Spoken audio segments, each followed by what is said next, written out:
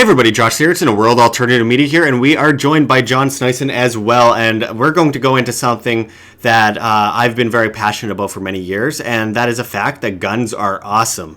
Guns are a great way to defend yourself against incoming threat, whether foreign or domestic, whether it is terrorists, whether it is criminals, whether it is an out-of-control government that comes to throw you into a concentration camp. People in Germany would be much better off if they were able to have had guns and used them when the Nazis came marching and throwing Jews in concentration camps, throwing freedom fighters in concentration camps. And a new story out of Reuters breaks this down kind of well, because there's good news out of North Dakota. Our neighbors right to the south. We are very close up here in Winnipeg, Canada, and that is the North Dakota governor approves concealed carry without a permit. And the first line of this Reuters story just goes on to say, North Dakotans will no longer need a permit to carry a concealed weapon after Republican Governor Doug Burgum signed legislation lifting restrictions, a victory for gun rights advocates that came a week after South Dakota's governor vetoed a similar bill. Obviously, we know who is more pro-gun than I think the North this time around is more pro-gun than the South, which is an odd scenario. Yeah. Well, you know what's really funny? I would create this little bit of a connection here, because of course North Dakota has 40% of the population comes from Norway. I wonder if that was the libertarians and conservatives were like running out of fleeing Norway when it became socialized. No, I'm just joking. That's an interesting connection. I wanted to kind of quickly go over some facts, because people all too often claim that more guns mean more deaths, more guns mean more crime, all that kind of stuff. And obviously Chicago says a lot about that, because Chicago is a cesspool of violence and crime. There are 762 murders in 2016, and there is heavy gun control. So I'm going to go off of something that Dana Lash said on her website, where she put together a lot of stats. And first she starts off with the myth: more armed citizens means more death. Now, let's go over the facts, and this comes from the FBI. Between 2008 and 2009, the FBI's preliminary numbers indicate that murders fell nationally by 10% and by about 8% in cities that have between 500,000 and 999,999 people. Washington's population is about 590,000. During that same period of time, murders in the district fell by an astounding 25%, dropping from 186 to 140.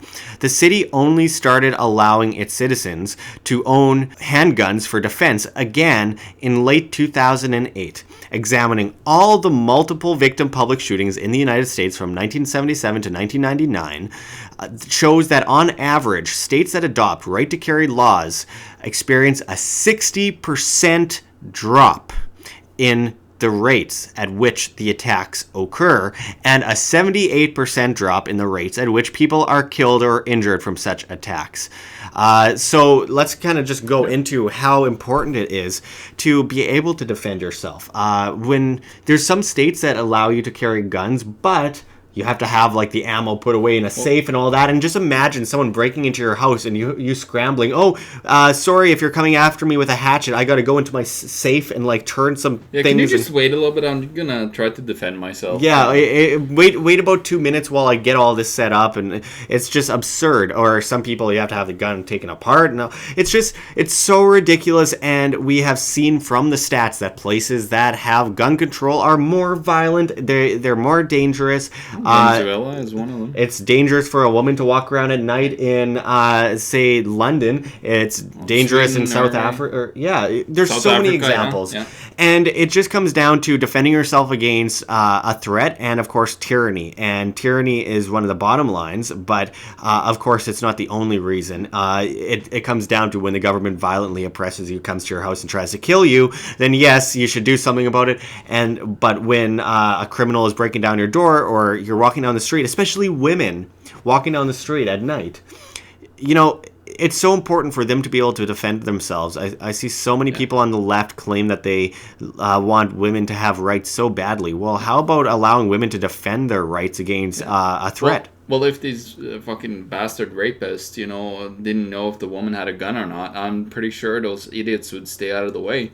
Well, there have been a lot of politicians that even tell women you should just pee your pants. That'll fend off a rapist. So that's their line of defense? Really? I'm just considering how these people could possibly come up with such an idiotic point of view. And it's mostly based on fear-mongering. It's mostly based on emotion over logic. So guns are loud and scary, so I'm scared of them, so no one should be able to have them. Well, that's not how life works. You base your views on logic, not emotion. Emotion is for the weak.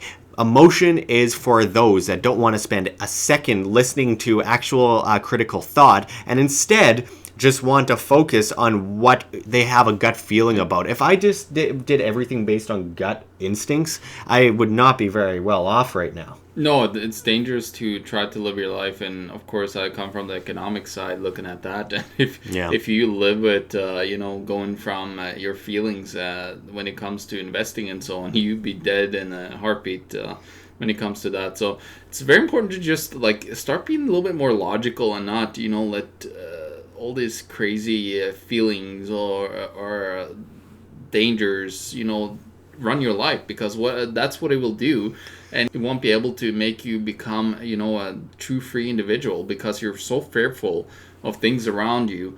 It's like living back in the old caveman days, like you were fearful that you're going to get eaten, so you tried whatever. You were always fearful, that's why we, when we get scared, people run sometimes. Well, and a lot of this comes down to the police state and the nanny state. So starting off with the police state, we don't have guns, the government does. They have a lot of them, and eventually they can completely encroach on our civil liberties to the extent where we have none left. And the other part, as I mentioned, is a nanny state, where the NSC estimates that in 1995, firearm accidents accounted for 1.5% of fatal accidents.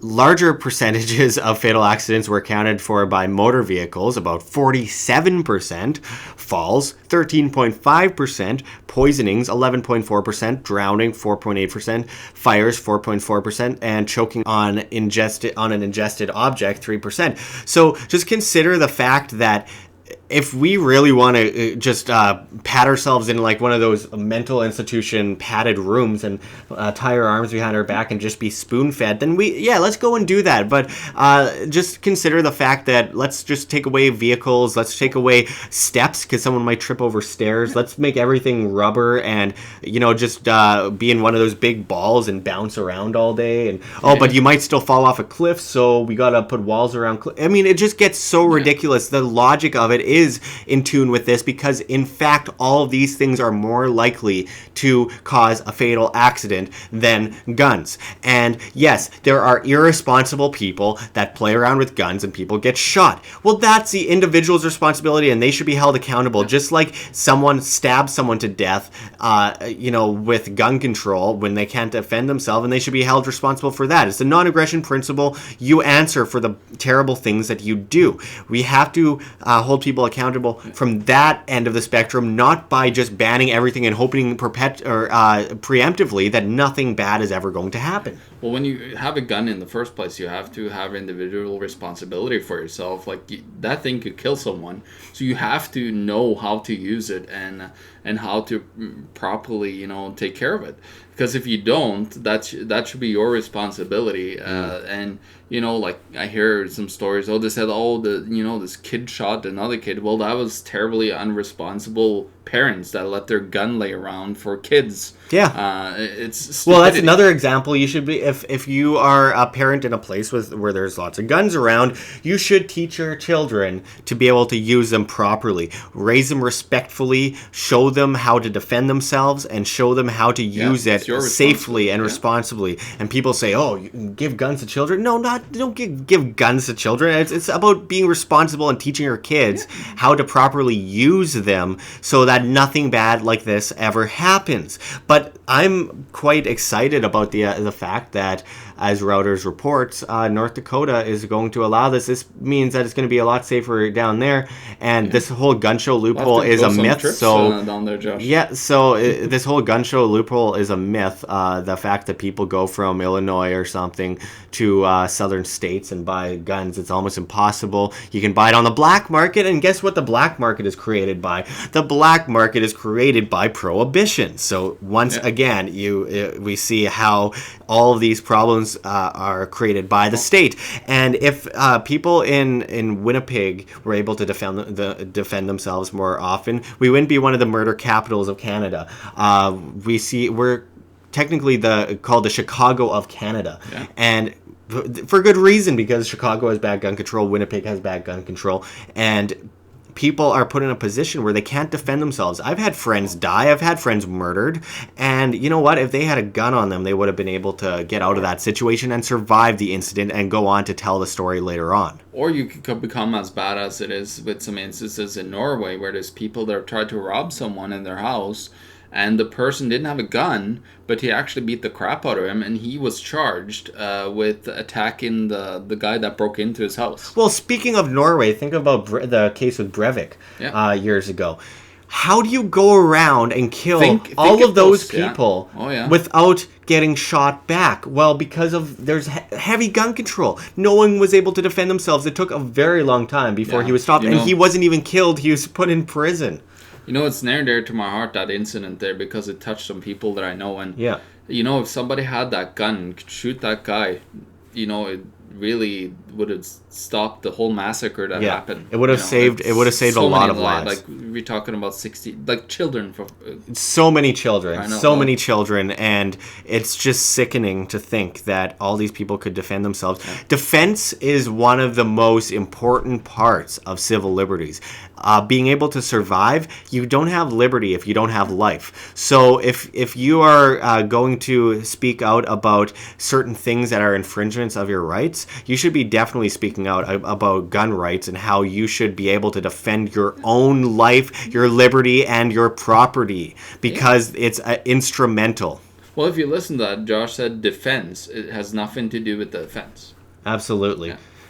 So, wrapping it up, thanks for going into this a bit, John, and we'll be back to you with much more. Check the links below. GoFundMe, Patreon. We can't do it without you. Any donation is very much appreciated. And, of course, see our address for Bitcoin in the description and the comments, as well as on the screen. We will put up the QR code for you to scan if you so please. So, thanks again, everyone. We can't do it without you. We do this as much as possible, and we do it for free. And we'll be back to you with much more. This is Josh Sigurdson and John Sneisen signing out from World Alternative Media. Find the truth, be the change.